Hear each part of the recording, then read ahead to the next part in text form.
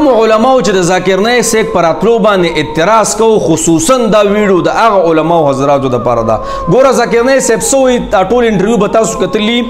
وایي ما وی چې د ټولو نه مخکې به د مولانا فضل الرحمن صاحب سره میلاویږم د هغې نه پس بیا نورو سره میلاویږم او وایي سوپت سره راغله خو ما ورته کار ترتیب سره کوي چې د مولانا سره میلاو شوی نه یم د هغې نه مخکې به نورو کسانو سره نه میلاویږم. ګوره زما نبي څه فرمایي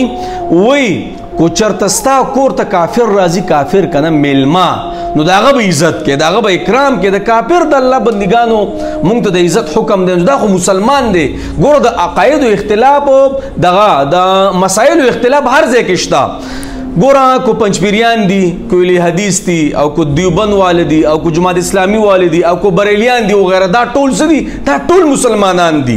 مسایلو اختلاف هر ځای کې شته. د صحابو په خپل منځ کې اختلاف تیر شوی تاسو ته پته نه ده یاره صحابو کې به دننه اختلاف یو به وي داسې بل به وي داسې. نو جناب اختلاف دا د علماو رحمت دی خو هغه علماو ته زما خواست دی چې د مایک نه به دوړې ایستې او بس وایي دا داسې او دا هغسې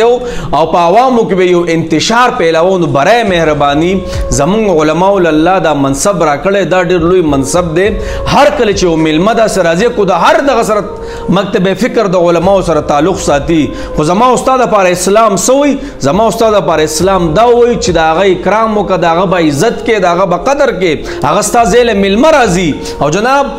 بل عوامو ته دا خبره کوم د الله بندګانو د علماو ګورو د علماو اختلاف نه دی دا حق دی.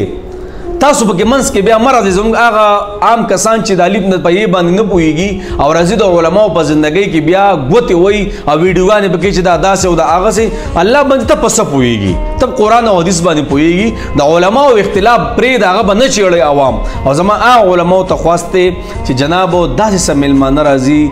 نو اختلافات په خپل ځای د هغه به مونږ قدر کوو د هغه به عزت کوو. مونږ ټول مسلمانان یو الله منو رسول منو دننه مسایل دي پای کې اختلافات دي هغه د قیامت پوری هغه د نبی علیه السلام د دور نه دی خورا روان شوی د قیامت پورې به د اختلافات دي دین انا پرستی جوړول دا نه دی پکار. ذکر نه صاحب والله داسې خبره ترې وکړو یقین وکړو چې حیران یې کړو چې زما دا ارمانو چې د ټولو نه مخکې به د مولانا فضل الرحمن صاحب سره میلاویږم داسې به اوس د ټولو علماو سره دی میلاویږي په پاکستان کې څومره لوی لوی علما دي هغه د هر جماعت سره تعلق ساتي میلاویږي به سره او د مخکې چې کوم علماو خبرې وکړو چې دا دی او دا هغه دی پلان دی او ډینګ دی نو لږ گزاره کوي جی زموږ دا منصب ډېر نازک دی الله هغه ډیوټي راکړې دی صحیح ده. کو څه خبره شوي علماو نه زه